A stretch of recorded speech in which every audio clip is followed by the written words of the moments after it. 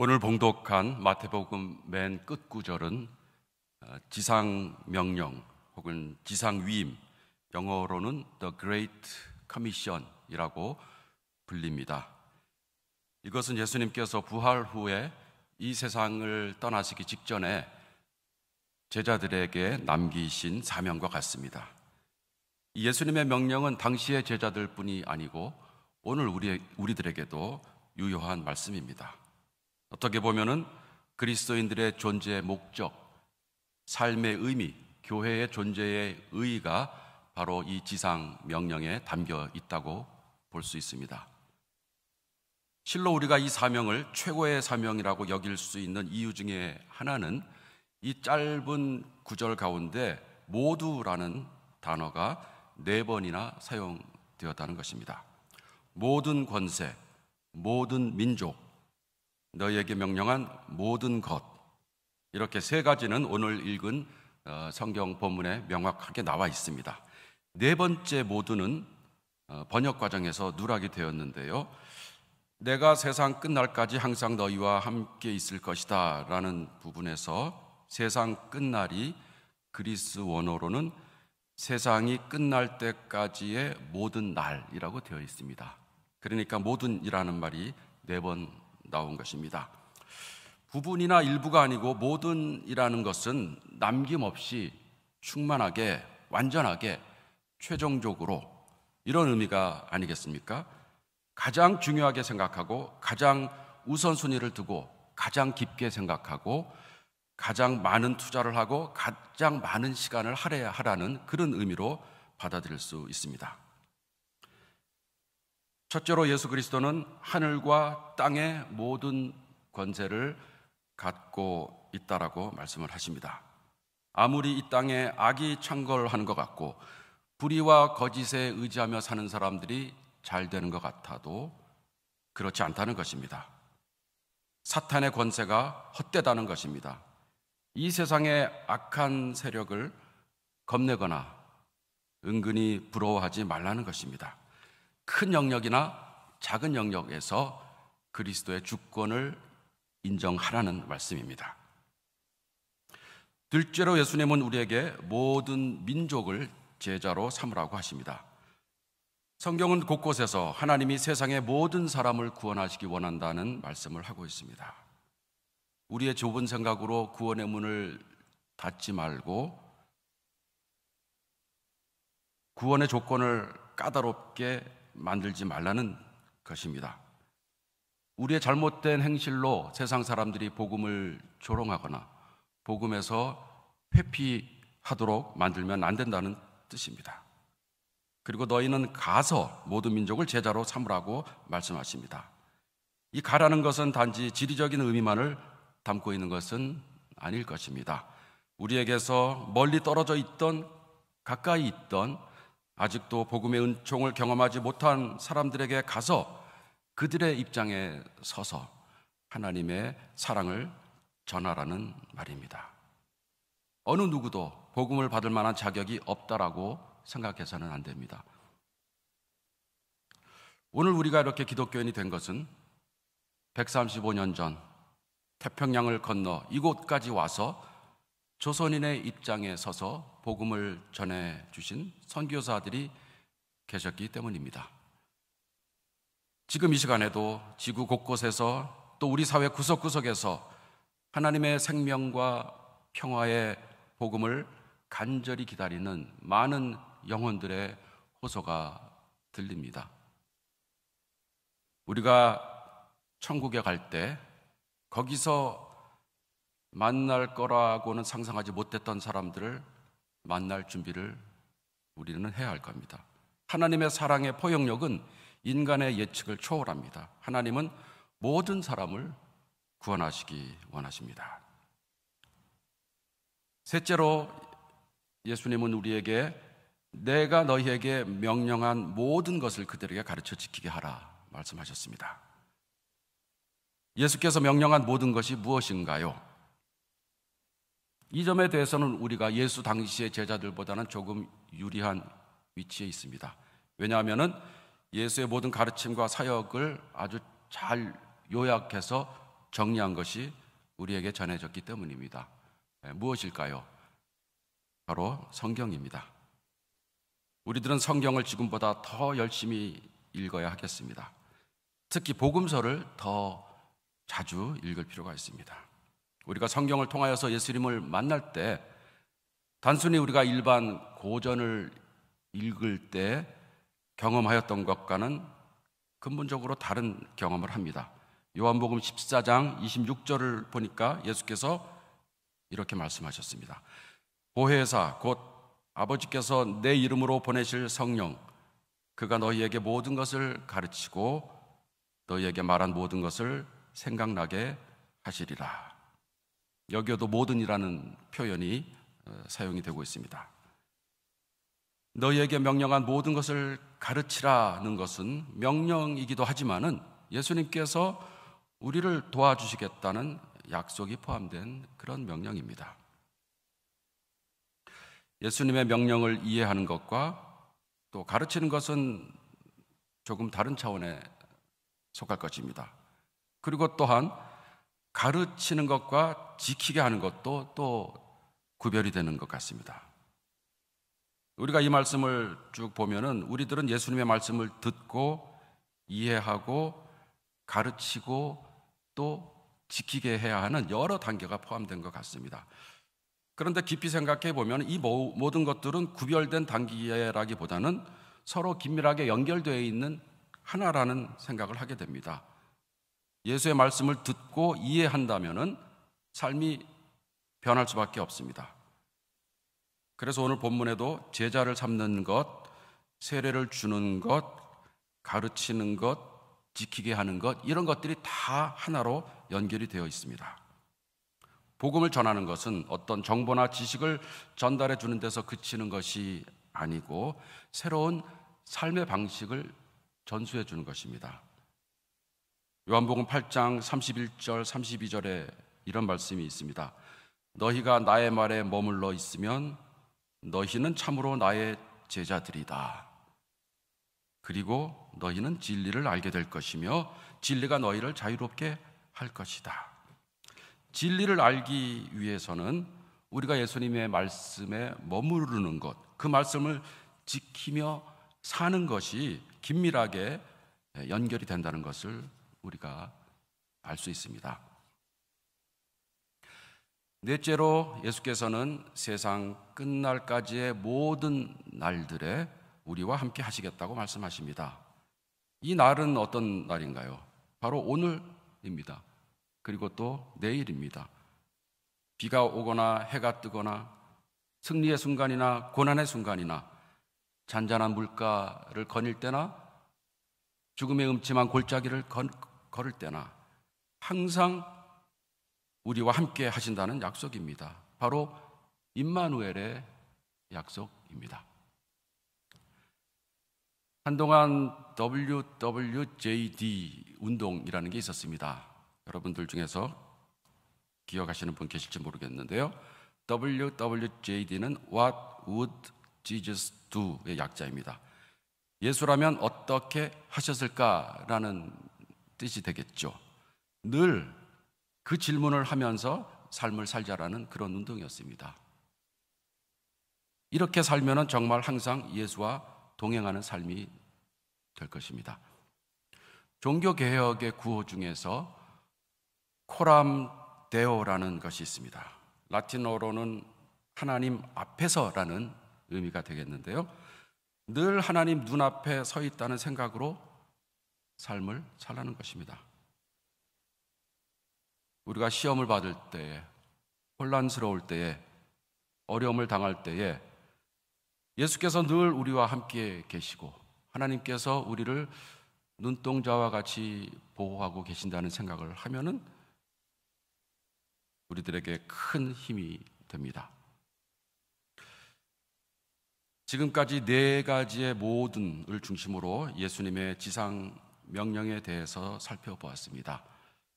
자, 이쯤 되면 우리는 왜 마태복음의 끝 구절이 지상 명령인지 이해가 됩니다. 그야말로 스케일이 크고 포괄적이고 완전한 명령이고 선포이고 약속입니다. 그런데 이 지상 명령을 한층 더 중요하고 완전하게 하는 요소가 하나 더 있습니다. 그것은 바로 삼위일체입니다. 오늘은 삼위일체 주일로 지키는 날입니다. 오늘 읽은 본문 중에서 창세기 1장 2절을 보면은 태초에 하나님이 천지를 창조하실 때 하나님의 영이 물 위에 움직이고 계셨다라고 되어 있습니다. 또 1장 26절을 보면은 하나님의 형상을 따라서 하나님이 인간을 만들었다라는 구절이 나옵니다. 창세기 2장을 보면은 인간 창조의 이야기가 조금 다르게 표현이 되는데요. 하나님께서 사람을 흙으로 빚으시고 코에 생명의 기운을 불어 넣으시니 그 사람이 생명체가 되었다, 이렇게 기록이 되어 있습니다. 하나님의 형상과 생명의 기운은 서로 연관지어서 생각해 볼 수 있습니다. 일찍이 창세기에서부터 우리들은 성령에 관한 그 단서를 찾을 수가 있는 셈입니다. 오늘 읽은 서신서에서는 주 예수 그리스도의 은혜와 하나님의 사랑과 성령의 사귐이 여러분 모두와 함께하기를 빕니다라는 구절이 있습니다. 우리 모두가 너무나 귀에 익숙한 축도의 문구가 되겠습니다. 그리고 마태복음의 본문에서는 아버지와 아들과 성령의 이름으로 세례를 주라라는 명령이 나옵니다. 이 삼위일체라는 말은 성경에는 나오지 않는 단어입니다. 또 그 내용도 성경에서 완벽하게 설명해 주고 있지는 않습니다. 그래서 이해하기가 힘듭니다. 그 때문에 어떨 때는 우리가 이 삼위일체라는 주제에 대해서 말하는 것을 회피하는 경향이 있습니다.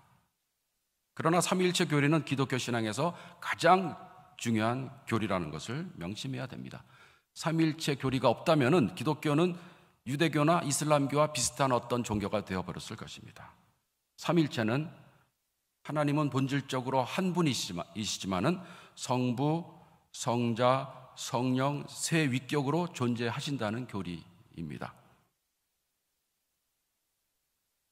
1 플러스 1 플러스 1은 1이라는 주장인 셈입니다. 논리적으로는 모순되어 보입니다. 한번 생각해 봅시다. 우리들은 성부 하나님이 어떤 분인지 어느 정도 이해하고 있습니다. 천지를 창조하시고 만물을 주관하시는 분으로 하나님을 우리가 믿습니다. 또한 성자 예수님에 대해서도 잘 알고 있습니다. 인류를 구원하시기 위해서 성육하시고 십자가에서 돌아가시고 부활하신 구원의 하나님이 성자 하나님입니다. 성령 하나님에 대해서도 우리가 늘 이야기합니다. 시공을 초월해서 우리 안에 내주하시는 하나님입니다. 하나님을 우리는 이렇게 다양한 방식으로 경험하지만은 그 모든 경험의 대상은 유일신 하나님이라는 것을 압니다. 그런데 그것을 설명하기는 너무 어렵습니다. 1은 3이고 3은 1이라는 것을 논리적으로 조리 있게 설명하기는 너무나도 어렵습니다. 그래서 저는 삼위일체 교리는 완전히 논리적으로 설명이 된 교리가 아니고 우리가 완전하게 이해하지 못하는 하나님의 신비에 대한 우리들의 신앙 고백이다라고 생각을 합니다. 삼위일체 교리는 신학적인 신비의 우물과도 같습니다. 아무리 깨달음을 얻고 설명이 되어도 그것으로 그 신비의 우물물이 다 말라버리지는 않습니다. 여전히 신비가 남아 있습니다. 우리가 계속해서 이 신비에 대해서 하나씩 더 깨달아 가면서 우리는 하나님에 대한 더 깊은 이해를 하게 되고 그것을 통해서 우리들의 기쁨도 커지게 됩니다. 그렇기 때문에 삼위일체로는 그 역사적인 배경과 흐름을 생각하면서 접근하는 것이 중요합니다. 그리고 어느 이론도 완벽하다고 주장이 되어서는 안 되고 다른 이론은 다 틀렸다는 식으로 태도를 취해서도 안 됩니다. 오랫동안 삼위일체론에 관한 논의는 주로 철학에서 형이상학적인 관점에서 진행이 되어 왔습니다. 그런 과정에서 73이다라는 모순을 설명하기 위해서 온갖 궤변이 난무하기도 했습니다. 그런데 최근에는 사회적 혹은 관계적인 관점에서 논의를 많이 진행을 하고 있습니다. 하나님은 고립된 단독자로 존재하는 것이 아니고 영원 전부터 관계로 존재했다라는 그런 깨달음을 얻게 된 것이죠. 그리고 삼위를 하나 되게 만드는 것은 사랑의 일치의 관계다. 이 관계 속에서는 어느 한쪽이 다른 쪽에 의해서 삼켜서 없어지는 것이 아니고 서로 세워주는 관계다라고 이해를 하게 되는 것입니다. 이것이 삼위일체 교리의 핵심이라고 우리들이 말할 수 있습니다. 이런 방식으로 삼위일체론을 해석하는 대표적인 신학자가 위르겐 몰트만이라는 학자입니다. 그는 역사적으로 삼위일체 교리가 계속해서 상대해야 하였던 적수는 군주론적 일신론이었다고 말합니다. 군주론적 일신론은 절대 권력을 갖고 모든 것을 일방적으로 통치하는 유일신에 대한 신앙입니다. 유럽의 교회가 삼위일체를 말할 때에도 성자가 성부의 종속이 되고 성령이 성자의 종속되는 그런 위계 질서를 벗어나지 못한 경우가 많았다고 합니다. 말로는 삼위일체이지만은 군주론적인 일신론의 느낌을 굉장히 강하게 갖고 있는 입장이죠. 이런 신론은 지상의 세계에 그대로 반영이 되어서 절대 왕정의 근거로 사용이 되었고 성차별, 인종차별을 포함한 온갖 차별의 근거가 되었다고 지적을 합니다.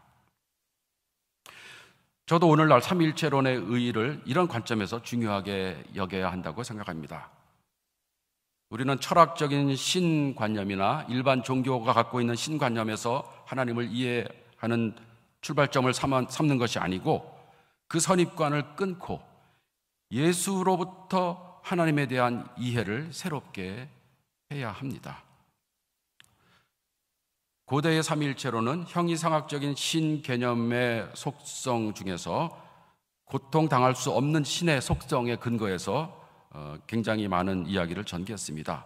영어로는 impassibility라고 하는데 신은 절대적인 존재이기 때문에 이 세상에 영향을 받을 수 없다라는 개념이 되겠습니다. 그러나 현대적인 삼위일체론은 그와는 반대로 그리스도의 순환에서 출발을 합니다. 그래서 고통당하는 하나님을 말합니다. 아버지라는 뜻도 가부장제에 의해서 오염이 된 우리가 생각하는 아버지에 대한 관념을 우리가 끊고 예수님이 이해한 아버지의 이미지를 받아들여야지 우리가 하나님을 바로 이해할 수 있습니다. 이런 모든 것들이 바로 삼위일체론을 통해서 우리들에게 열려지는 새로운 영역이 되겠습니다. 인간은 사회적인 동물이라고 합니다. 인간이 살아가는데 사회적인 차원을 제외한다면 무엇이 남겠습니까? 사회성은 인간성의 핵심이라고 말할 수 있습니다. 지상명령의 내용도 살펴보면 사회적인 차원과 밀접하게 연관이 되어 있습니다. 하나님의 나라는 결국 하나님이 원하시는 사회적인 관계가 이루어지는 그런 나라가 아니겠습니까? 인류가 본받아야 할 사회적인 관계는 바로 삼위일체 안에 그 원형이 있습니다. 각각 고유한 위격을 가지면서 서로 간섭하거나 지배하거나 침범하지 않으면서 일치를 이루는 관계, 서로 지탱해주고 세워주고 사랑하는 관계, 우열이 없고 차별이 없는 공존의 관계. 삼위일체 하나님께서 영원 전부터 누리던 이런 관계가 지상에서도 이루어져야 하지 않겠습니까? 이런 관계를 가정에서 직장에서, 교회에서, 사회에서, 지구촌에서 이루기 위해서 헌신하는 것이 바로 예수의 제자의 사명입니다. 예수님의 지상 명령은 약속이 있는 명령입니다. 사실 이 명령을 우리가 바로 이해한다면 생각만 해도 가슴 설레이게 하는 초대입니다. 우리가 이 초대에 응할 때 우리들은 삼일체 하나님과 영원한 사귐에 들어가서 창조에서부터 종말에 이르기까지 완벽하게 마련하신 하나님의 경륜에 참여하게 되는 것입니다. 이 사귐에 여러분들이 초대가 되었습니다. 우리 모두 그 초대를 따라서 예수의 제자가 되고, 그리고 모든 민족을 초대하기 위해서 세상으로 나아갑시다. 잠시 오늘 말씀을 생각하면서 묵상하겠습니다.